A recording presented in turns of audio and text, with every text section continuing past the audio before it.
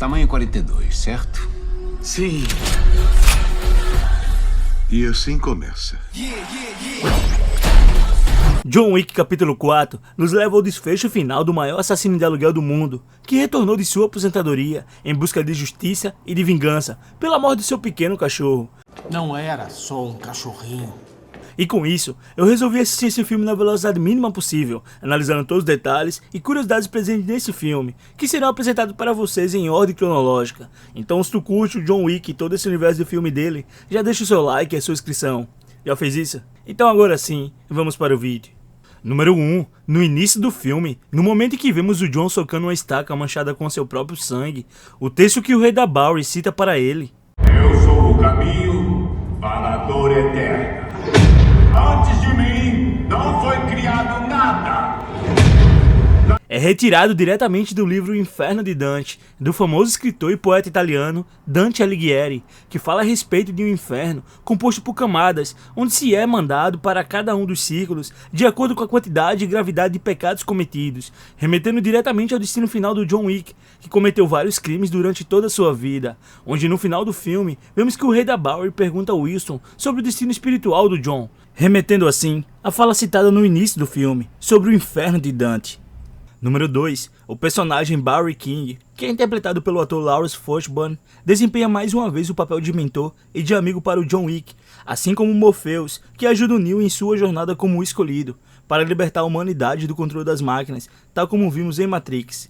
Número 3. Na cena do deserto em Marrocos, no momento em que vemos o John perseguindo 3 homens montados em um cavalo, essa cena se remete aos 4 cavaleiros do Apocalipse, sendo o último cavaleiro descrito na Bíblia como um cavaleiro da morte, tal como um John é nesse filme, que leva a morte para todos que estão próximos a ele.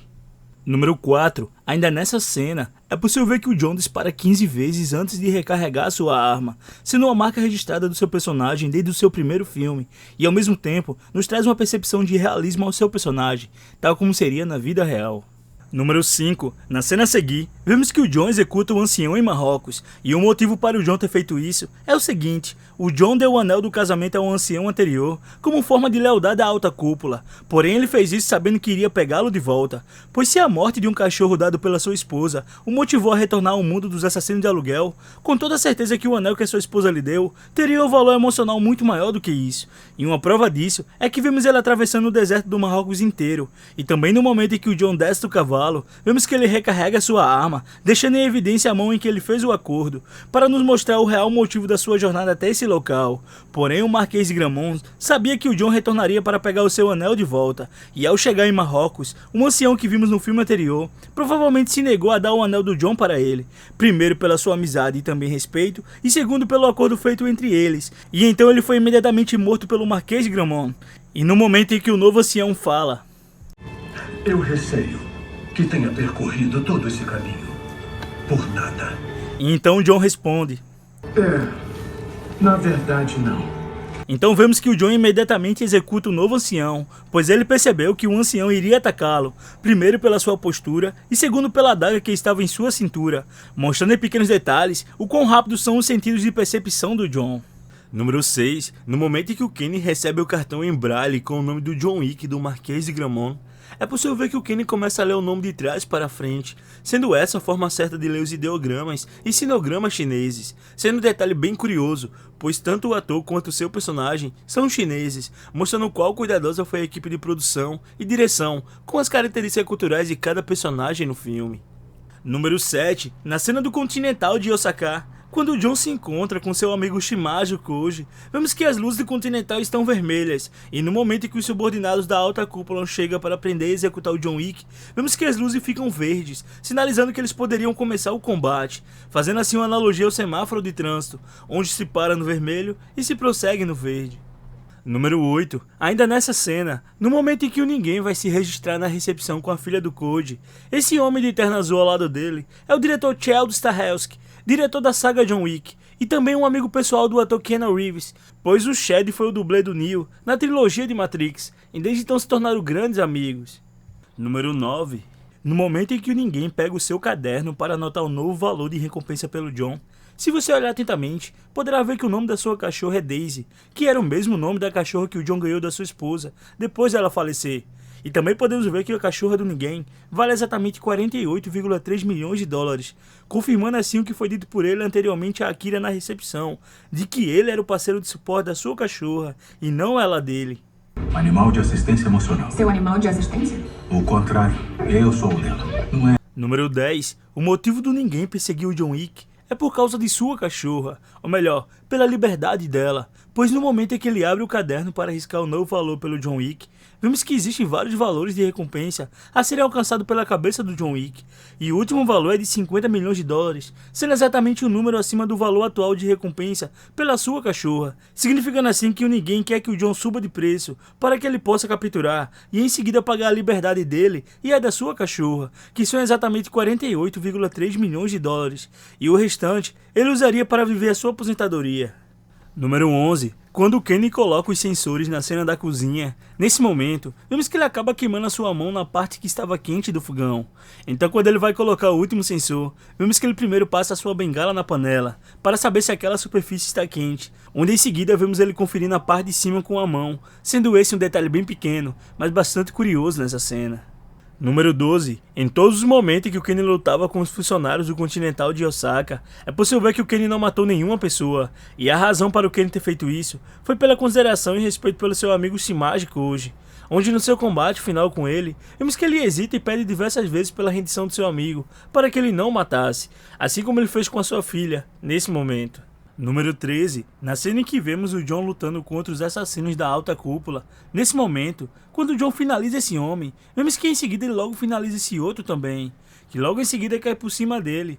Porém, se você olhar atentamente, verá que o primeiro homem que o John executou antes, move sua perna lentamente para o lado, para que o outro ator não machucasse a sua perna quando caísse. E também é possível ver que esse outro se apoia no chão para não cair em cima do ator Keanu Reeves, sendo esse um detalhe bem engraçado e curioso ao mesmo tempo. Número 14. Na cena em que o Kenny se encontra com o John no Continental de Osaka, nesse momento, vemos que o Kenny desliza sua bengala no vidro para saber a posição onde o John estava, e a razão para o Kenny saber exatamente onde o John estava é que ele utiliza a ecolocalização, que é um sistema bastante utilizado pelos morcegos e pelos golfinhos, onde o som emitido por esses animais navega pelo ambiente até bater em um objeto ou um ser vivo, e em seguida o som recoa, trazendo as informações da distância e do tamanho do objeto ou ser vivo localizado. E o Kenny utiliza essa habilidade, como vimos na cena da cozinha, sendo uma habilidade que também é usada pelas pessoas com deficiência visual, tal como o Kenny utiliza nesse filme. Número 15. Na cena onde vemos o John perseguindo Killa dentro do clube em Berlim, essa cena faz referência à cena do primeiro filme, onde vemos o John perseguindo Yosef dentro do clube do Círculo Vermelho. E na cena em que o John é jogado pelo Killa no chão, essa cena também faz referência à cena em que o John é jogado da mesma forma, por um dos seguranças do Yosef, na cena do clube do Círculo Vermelho, no primeiro filme. Número 16. Na cena do combate contra o Shide no Arco do Triunfo, nesse momento, o John percebe que o ônibus está vindo, então ele aproveita esse momento para poder recarregar sua arma, sendo um detalhe bastante pequeno e bastante rápido nessa cena. Onde mais na frente no filme, no momento em que o John defende a cachorra do ninguém, atirando no Shide, que em seguida cai pelos vãos da escada, e nesse momento em que ele cai, é possível ouvir o famoso grito chamado The Will Scream, que foi ouvido pela primeira vez no filme Tambores Distantes, de 1951. E desde então esse grito tem sido usado como efeito sonoro em mais de 100 filmes ao longo dos últimos anos. Número 17. Na cena das escadarias em Paris, vemos que o John pergunta ao Kenny se eles vão atacar em 12 ou 9. 12 ou 9? 9. Sendo essa uma tática de combate utilizada pelo exército americano, que utiliza as horas como referência de localização, mostrando assim que os dois realmente eram companheiros de missão, como foi dito pelo próprio Kenny, no seu encontro com o Marquês de Gramont. Número 18. Quando o Kenny e o John vão entregar os seus ternos para o duelo final, nesse momento, é possível ver os projetos caindo no chão, que foram armazenados no clevers inserido dentro dos seus ternos ao longo do combate que eles tiveram durante todo o filme. E na cena final do filme, no momento em que o John dá o segundo tiro na parte direita da barriga do Kenny, esse tiro serviu de sinal para que o Kenny atirasse nesse mesmo local no corpo do John Wick, pois esse local não seria fatal, como foi mostrado pelo próprio doutor, na cena final de John Wick capítulo 3. Então é isso, pessoal. Muito obrigado por terem visto o vídeo até aqui. E se você gostou, deixa o like e se inscreve, para me ajudar a fazer mais vídeos como esse, pois esse aqui deu muito trabalho, e eu tenho certeza que você gostou. Então é isso, um abraço e até mais.